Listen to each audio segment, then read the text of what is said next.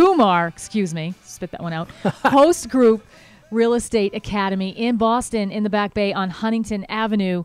And we're talking all about real estate classes and the fun part of the real estate classes and how can they be fun? Well, you tell me that it can. You know right? what? I firmly believe that they can be. I've spent a lot of time in classrooms, sort of sitting there as a student. So, one of the things that I always told myself if I was going to teach people in the professional capacity was to try to make these classes as interesting and as exciting as possible.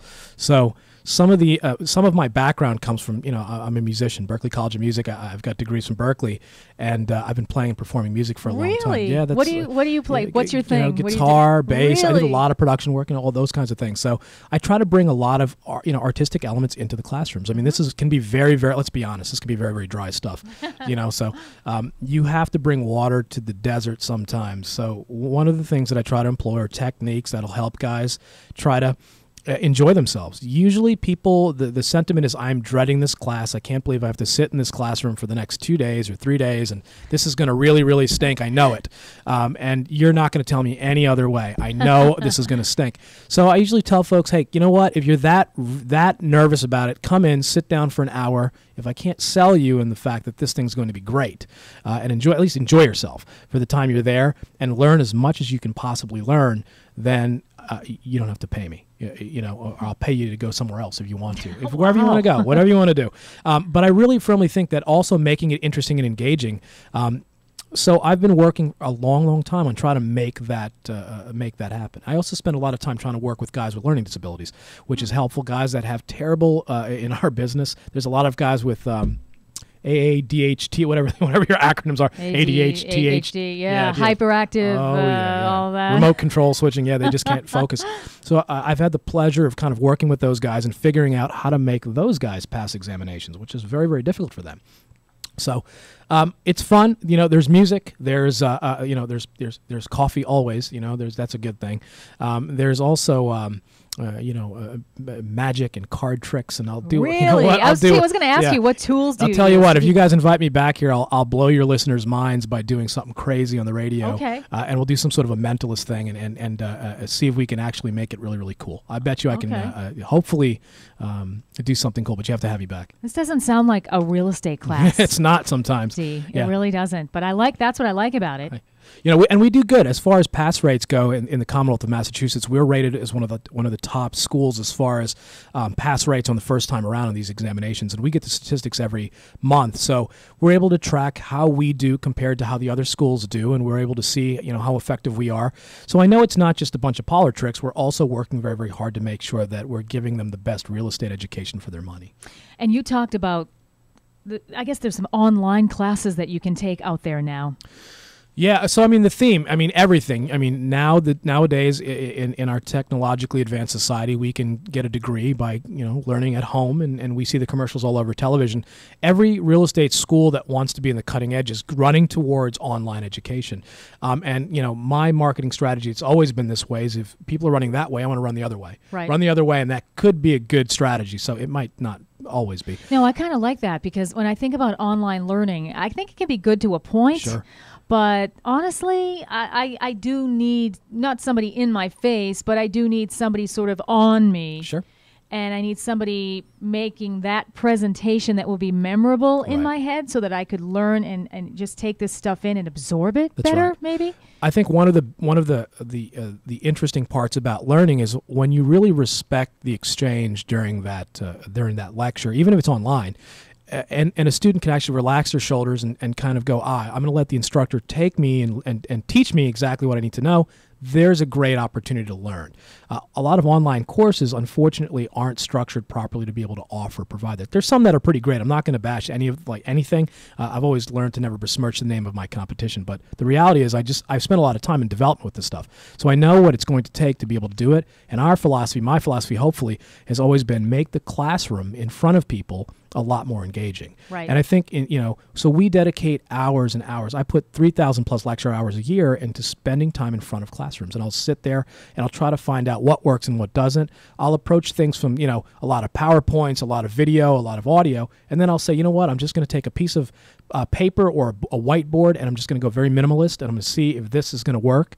and how the students are going to react to this and that. And it's a constant sort of practice to find out what's going to make that classroom experience the best. Are you one of the only instructors, or obviously there are a ton of others? Sure, there's plenty of guys there, and with our firm. But we want you, D. Yeah, hey. When we sign up for the course, Yeah. I want D. Kumar. They'll be cloning me in the back room. Do people say that? They must. One of the downsides to doing this is I unfortunately can't teach every class. I know. So it takes me a long time. I found a great substitute for me, but it took me a long time to find the substitute.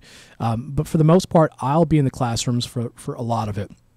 This year, we're going to be filming a lot of video. So one of the things that we're going to try to do is make me, sort of have that interactivity with me, or just have the classroom experience so that it won't be lacking. So any instructor could be teaching these courses, and hopefully that'll be the goal, to make sure that the material is as strong, without, if I'm not there, then great, Right, because I would think the person has to be engaging and dynamic. And you bring all of that to the table. So hopefully, do you train some of the other folks to be this way, or do they show up that way? You know what? The trick, it's really interesting. It's just like any other performance. It's like performing on stage for anything. It could be stand-up comedy. It could be music. It could be radio talent. Really, the reality is not all two talents are created equally. No. You have to work at it. There's components, but then again, you either have it or you don't. And I think that natural, instinct to be able to be in front of people, maybe want to talk, to be engaging, to try to want to get to the bottom of things. I mean, why do you do what you do? That's the difference between professionals in our business, all these businesses. And you're always interviewing people, so it's one of those things where you have to be prepared, and maybe you might not, be prepared with certain things, and you have to kind of take it from there, but that's where that professionalism kicks in. Okay. You did mention you did have another question that came in onto the website that you wanted to present. Sure. So one of the questions, I'm a top manager at a top producing company who's always looking for new agents with huge potential. Are you able to assist with job placement and referrals? Excuse me. One of the interesting things that we've been working on, we're actually going through a series of advancements on our website. One of the things I always get asked is, hey, can you cherry pick the best students in the class? I want the best. I want to be able to work with the best folks. Up until this point, we've been, I know it's a religious term, but we've been kind of agnostic to other companies. We don't really pitch any one company. One of the reasons I have that is I know a lot of the operators just because I've been an investor in these areas for all these years. So I know every single brokerage firm for the most part. I know all the principals. I know who they are. I know how they operate. I know all the dirty little secrets sometimes that you hear as an investor of who to work with and who not. And, real estate can be kind of it can give you, let's say, I won't say slimy, but it'll leave a film, on your skin, depending on who you're working with. So the reality is we've avoided that. It's always been sort of my company policy to avoid sort of aligning ourselves with other companies. But I know that there's a lot of great companies. So what we're going to be launching pretty soon is some sort of a portal that, we're going to rate the companies that are looking for the top talent. And we're going to try to job place. We're going to try to put the two together in a smart way. And it could even be sort of a career fair opportunity where, I'll try to find the best people. And maybe, the fortune that I have is to be able to cherry pick the best. I don't practice actively. This is what I do professionally. So I don't run a real estate practice. It's not like I'm trying to teach classes to find the best guys to run my real estate office. A lot of schools in the Commonwealth do that, unfortunately. They do, they'll have a class in their firm, and then they'll try to pick the best agents. And I want to teach everybody equally, make sure they're all good, Okay. Good answer. Hey, Very good answer. Okay, and some of the current events out there, I guess, let's get your thoughts on One Key West's recent deal to buy IndyMac's troubled assets through FDIC. Sure. So one of the things, parts of the things that I love to talk about in these classes, I mean, obviously we have to go through the rudiments and the information required to get these guys passing their examinations. Right. But the other thing that I love to try to put together, and it's a sort of a practice for myself, is try to figure out how things happened. So some of the things we talk about that I'll lead guys down with is for example, how we collapsed, the mortgage meltdown, how Lehman Brothers collapsed. I love to talk about that.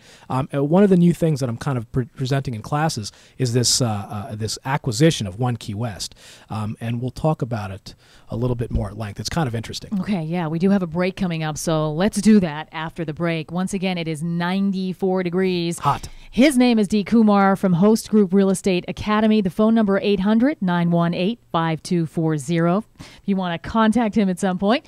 It's 1:43. Let's take that break. The Money Matters Radio Network.